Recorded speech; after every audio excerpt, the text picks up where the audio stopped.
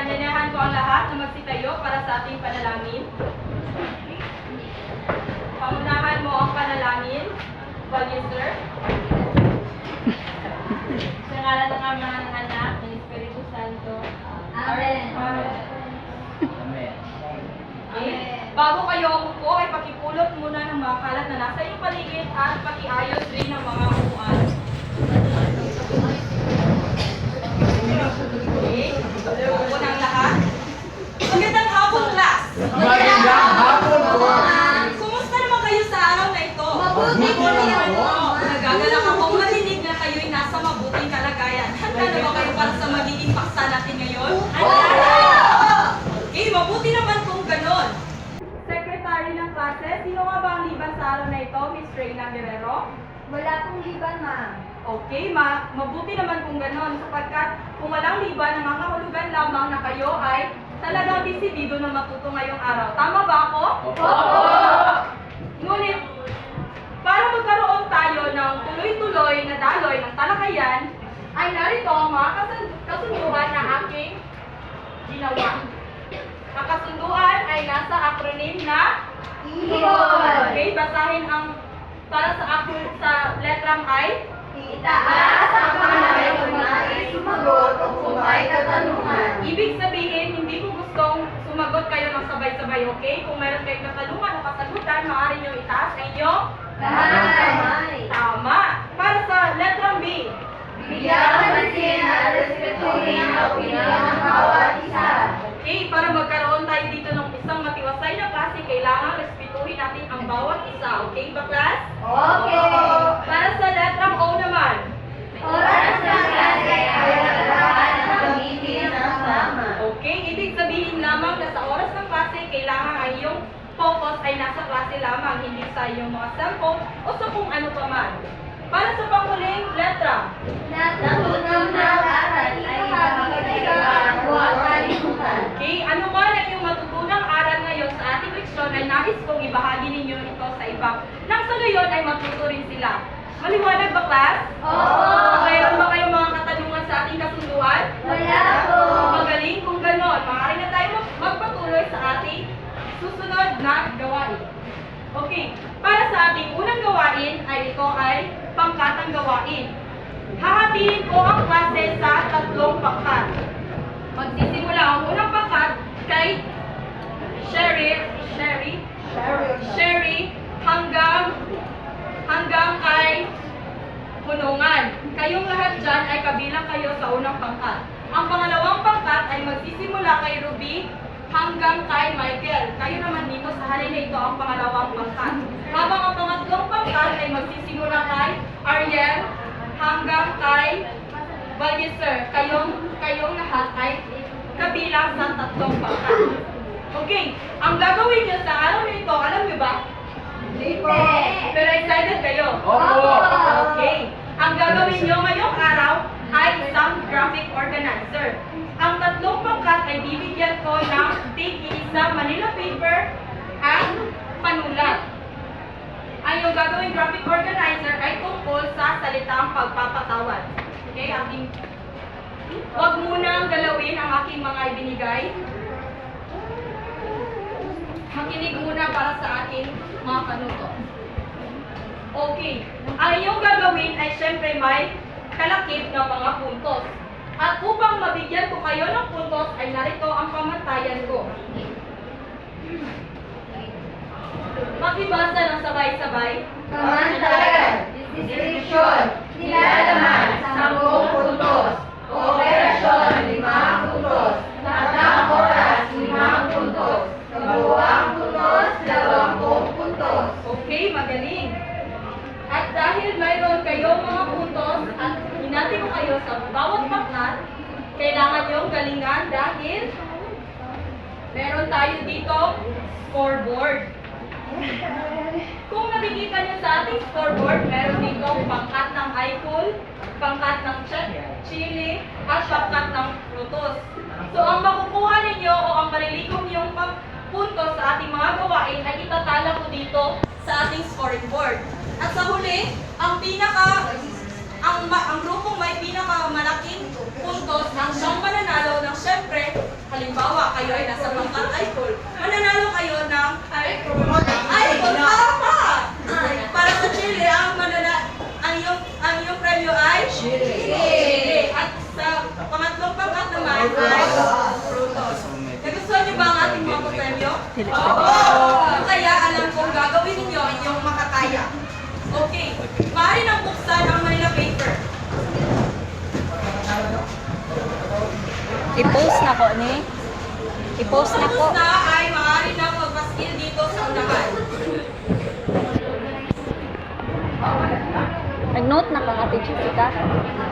Good sa man eh.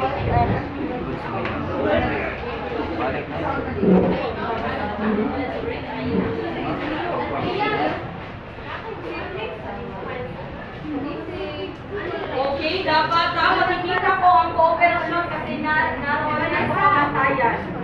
Ay, kung makita na kayo ay nagtutulong-tulungan.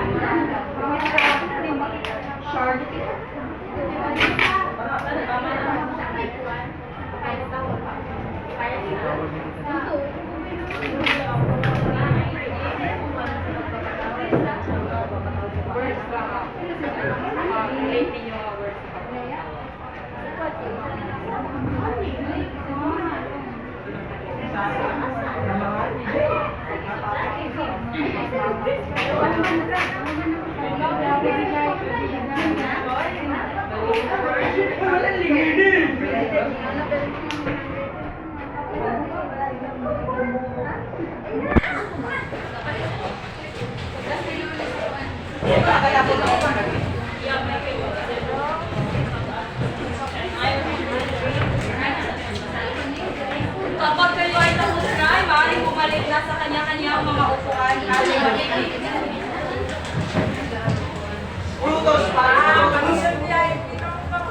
sa Frutos.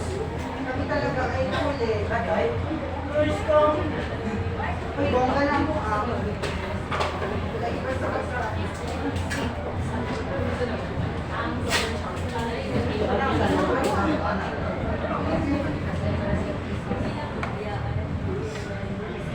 Okay, ngayon naman, pipili ako sa bawat pangkat ng isang representante na siyang magbuulat sa inyong iginawang graphic organizer.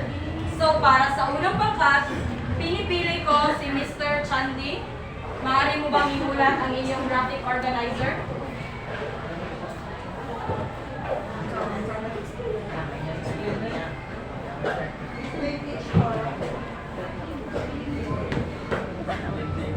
So, ito po nga yung flower chart.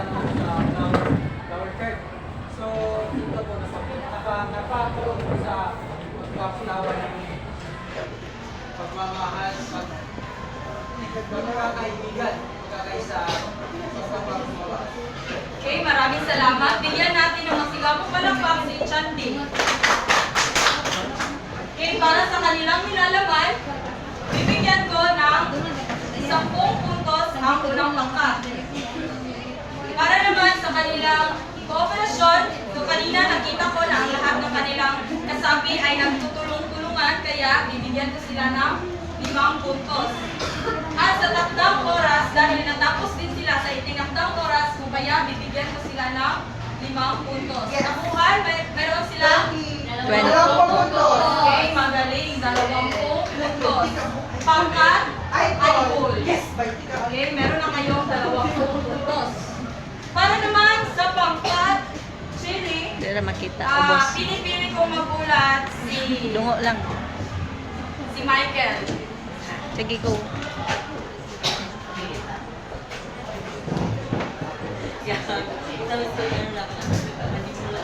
Magandang hapon sa lahat. Ang mga salitang nabuo namin tungkol sa pagpapatawad ay una, pagpapakita ng pagiging mabuti, pagbibigay halaga, pangatlo, pagpapalaya at ang panghuli ay pagmamahal. Maraming salamat. Maraming salamat. Bigyan natin ng 3 bagsak si Michael. Okay. Ngayon ay bibigyan natin ng puntos ang kanilang ginawa. Para sa kanilang nilalaman, binibigyan ko sila ng 10 puntos. Para sa kooperasyon, kasi kanina ay lahat sila ay talagang tumulong, 5 puntos. At para sa takdang oras, nahuli Huli ba sila? Hindi po. Okay, kaya meron silang 5 puntos. Sa kabuuan, merong 2 puntos. Tama. Meron na rin silang 20 puntos. Malakpakan ninyo sila. Para naman sa panghuling pangkat, nais ko si Binibining Aina ang magkulat dito sa harapan.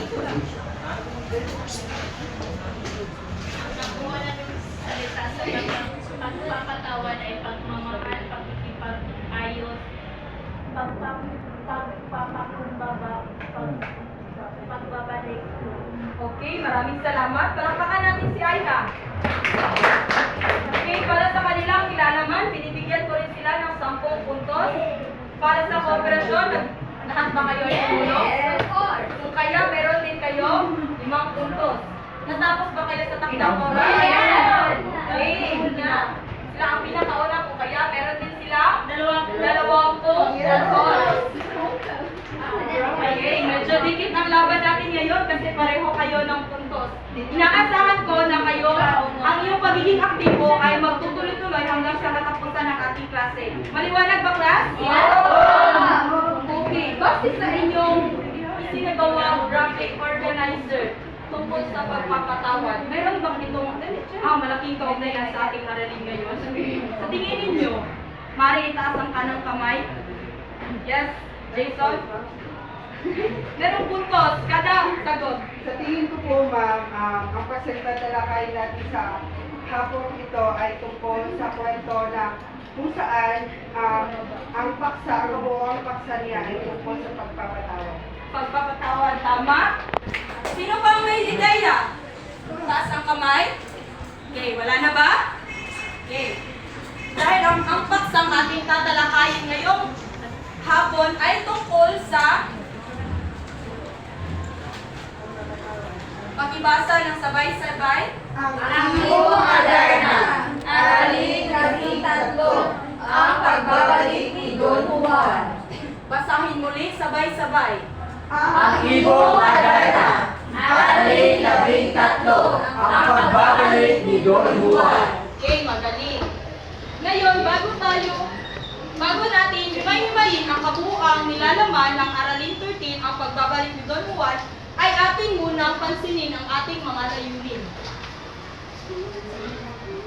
Pakibasa ng sabay-sabay, class. Layunin sa katapusan ng nagayan ang mga mag-aaral ay inaasahang nakakabigay ng lugar sa mga mahirap na salita at nagagamit sa sariling pangungusap. Nakakalawan ng daan, lugaw at pagsasunda tungkol sa kasanggalaan at nakapapahalaga sa pagpapatawad sa miyembro ng pamilya. Okay, maraming salamat. Handa na ba kayo na malaman ang kabuuang nilalaman ng Aralin 13 class? Opo! Ngunit mamaya na muna natin yan uungkatin sapagkat atin munang bibigyang pansin ang mga mahihirap na salita na siyang posibleng maging sagabal ninyo sa inyong pagbabasa.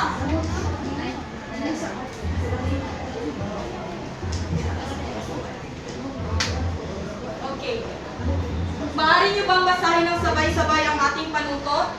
Panuto, ang nakita sa hanay B ang kasipaglutan ng mga salitang nasa hanay A. Okay. Para sa unang bilang, sino gustong sumagot sa salitang nakaratay? Ano ba ang kasipang lugar ng nakaratay? Maaari itaas ang kamay. Miss Sherry.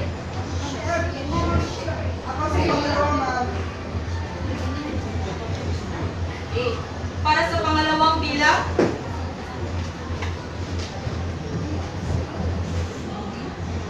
pangatlong bilang, sino gustong sumagot? Miss Palliser? Here's number 2. Pang-apat. Mary Jane, mukhang meron kang kasagutan sa pang-apat na bilang.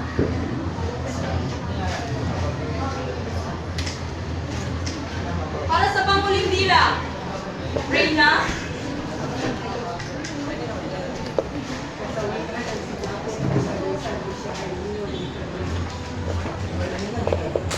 Okay, ngayon ay atin ang wawastuhan ang inyong mga kasagutan.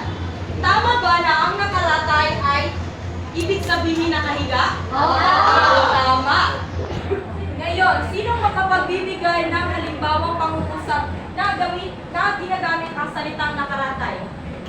taas ang kanang kamay. Kerwin? Nakaratay si Mary Jean ng buong magdamag. Okay, nakaratay si Mary Jane buong magdamag. Siguro ay pagod na pagod si Mary Jane kaya siya ay nakaratay ng buong magdamag. Bigyan natin si Kerwin ng 3 palakpak. Okay, para sa pangalawang salita, kasawian. Tama ba na ang kasawian ay ibig sabihin nito ay kabiguan? Yes! Okay, tama. Ngayon, sino makapagbibigay ng halimbawang pangungusap gamit ang salitang kasawian? Reyna? Kasawian. Ako ay nakaranas ng kasawian sa aking buhay. Ngunit ako ay hindi tumigil at patuloy akong nagpusigi sa aking buhay. Very good. At ibigyan ng masigabong palakpak si Reyna. Ganyan nga, class. Sa tuwing tayo ay makararanas ng kasawian, huwag nating gawin iyong dahilan para tayo ay sumuko. Tama ba? Yes! Dapat maglaban lang. Okay. Para sa pangatlong bilang, totoo ba na ang umugin ay ibig sabihin nito bubugin? Opo. Yes, tama. Ang umugin ay nangangahulugang bubugin. Maaari mo ba ang gamitin sa piling pangungusap ang salitang umugin? Ariel? Umuwi natin si Kerwin mo. Nagmamadali si Michael para umuwi, no? Umugin. Nagmamadali si Michael upang para umugin si Jason. Nako, sana ay halimbawa na iyon at hindi mangyari sa totoong buhay. Michael? Yes, ma'am. Okay, magaling. Palakpakan natin si Ariel. Okay, para sa pang-apat na bilang, tama ba na ang nakabag ay ang ibig sabihin nito ay naawa? Tama ba, As? Opo. Tama ba? Opo. Okay, tama. Nakabag ay naawa. Sinong makapagbibigay ng halimbawang pangungusap? Dayan, maaari mo bang gamitin ang salitang nakabag sa isang pangungusap? Nakabag, naawa. Nakabag, nakabag.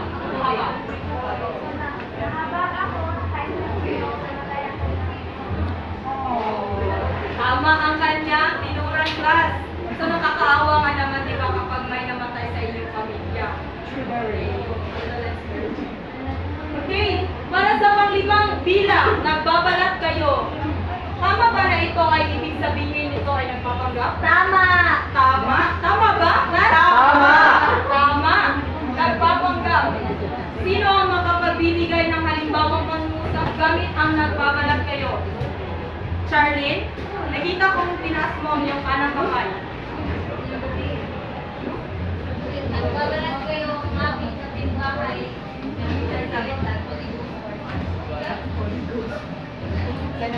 Okay, maaari mo bang tulungan ulit? Maraming salamat, Charlene. Nagbabalat kayo si Moira sa abot kamay ng pangarap. Okay, talagang si Glenn ay tutok na tutok sa telebabad na abot kamay na pangarap. Tama yun, Glenn, kaya bigyan natin siya ng palakpak. Okay, ano nga ulit ang ibig sabihin ng salitang nakaratay? Nakahiga. Nakahiga. Para sa kasabihan. Kapugo. Ano ulit ang ibig sabihin nito? Kabiguan. Kabiguan. Ang salitang umungin? Bubugin. Ang salitang nahabag? Nawa. Ang salitang nagbabalat kayo? Nagbabalat.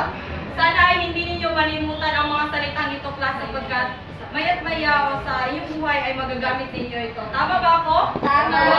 Okay, ngayon, handa na ba kayong malaman ang mga kung ano nga ba ang nakapaloob sa Aralin 13 ang pagbabalik ni Don Juan? Opo. Ano nga ulit ang baksa natin ngayong araw? Ang pagbabalik ni Don Juan. Ano nga ulit? Ang kabiguan ni Don Juan sa imong agad. Ang pagbabalik ni Don Juan. Okay, kapag narinig ninyo ang mga katagang ang pagbabalik ni Don Juan, sa tingin ninyo, ano kaya ang maaaring nila naman ang ating paksa ngayon? Meron ba kayong mga hinuha? Meron ba kayong nabubuong mga ideya dyan sa inyong isipan? Tandaan na ang bawat kasagutan ay may kalakip na puntos. Okay, nagtaas ng kamay si Jason. Siguro po sa laro naman ito sa pagbabalik ni Don Juan sa kung saan kaharian man siya babalik ay siguro ay may mga pagpapatawad na magaganap, lalong-lalo na sa kung sino man yung mga nagkasala sa kanya. Okay, napakalawak na sagot ni Jason. Palakpakan natin si Jason. Dahil sa kanyang sagot, bibigyan ko siya ng karagdagang 5. Sino pa ang may kasagutan dyan? Mula sa ibang pangkat. Meron ba? Meron ka bang kasagutan, Ariel? Ano ba ang nangihinuha ng iyong isipan kapag Your body's calling. Para sa akin po, ang pagbabalik nito ng Juan magkakaroon ng malaking handaan. Siyempre. Na, kuhan ko siya. Basta giminaw ko siya. Okay, maaaring tama rin si Ariel, no? Kasi ganyan ang nangyayari sa atin, di ba? Kapag may bumalik sa ating kapamilya, halimbawa kung galing abroad, syempre magkakaroon ng handaan. Di ba, Rafi? Kasi babalik na ang iyong mami. Magkakaroon ba kayo ng handaan, Rafi? Mayroon daw lechon. Okay. Sana imbitahan mo kami, Rafi. Okay, para sa iyong kasagutan, bibigyan kita ng ang iyong paghat ng karagdagang 5 puntos. Meron pa bang ibang kasagutan? Wala na ba para sa pangkat ng Wala na po, ma'am. Shirley? Meron pa ba? Wala na. Okay. Wala na, ay magpapatuloy na tayo. Excuse me, ma'am. Sa produce, wala sa produce na lang. Ay, magpasensyahan nyo na. Okay. Magaling yun, Hana. Kailangan talaga kung anong prioritian ay dapat itama agad-agad. Maraming salamat. At dahil dyan, bibigyan ko kayo ng karagdagan pa. Okay. Sumawi kayo, pangkat Chile. Okay? Bigyan ang laban ng pangkat Idol at pangkat Photos. Ngayon, okay guys. Tumahimik na kayo. Handa na ba kayong basahin ang nilalaman ng interview? Opo. Okay, kung kayo ay handa na, ay bibigyan ko kayo ng CP. Bawat grupo ay bibigyan ko ng 3 CP. Maaari ninyong picturean na lamang kung hindi magkasya ang inyong mga CP. Okay. Ang gagawin ninyo class ay popcorn reading. Pero sa halip na ang sabihin nyo ay popcorn at ang idurugtong nyo ay pangalan ng inyong kaklase, sasabihin nyo ang mga katagang, bumalik ka na, tapos ang pangalan ng inyong kaklase. Halimbawa, sasabihin ko, bumalik ka na, Rafi. Siya ang susunod na magbabasa. Maliwanag ba, class? Oo! Mayroon ba kayong mga katanungan? Wala na. Okay, sisimulan na natin ang pagbabasa. Maaari bang nanghiram na isang kopya? Ako muna ang magsimulang magbasa. Lumuhod sa nakaratay upang umalik sa kamay. Ang hari sa kalupaan, bunso'y hindi mamukhaan. Bumalik ka na, Kerwin. Magkagayon ang Tumayo ka, Kerwin. na mayagpag ng hawga. Balahibong pahit niya. Ulitin mo, Kerwin, mula sa Magkagayoy ang adarna na mayagpag ng hawga. Balahibong pahit niya mahalinhan ng maganda. Bumalik ka at Vanessa. Okay, bumalik ka na daw, Vanessa. Umabot yun. Umawit na na matamis kawili-wili ang tinig. Mga mata may pag-ibig sa lunarkada na pag-ibig. Bawat isang pag-uusap sa linaw at iwanag. Kaya sa tanang kaharap, daming bagay ang nalunya. Bumalik ka na, Rafi. Ako, Haring Don Fernando, monarka ng buong reino. Si Don Juan kung pusong boy harap ng narko. Ang inyong pusong anak na nagtiis sa matindang bika. Kamatayan ay hinamak, sa utos mo ay lupan. Bumalik ka, ate. Okay? Tigil mo na ang pagbabasa. Dahil sa tingin ko tayo ay naubusan na ng oras, kaya alam ko na na-excite na kayo na malaman talaga ang kabuuan, ngunit atin na lamang itong babalikan sa ating susunod na pagkikita. Okay? Yun lamang, class. Paalam.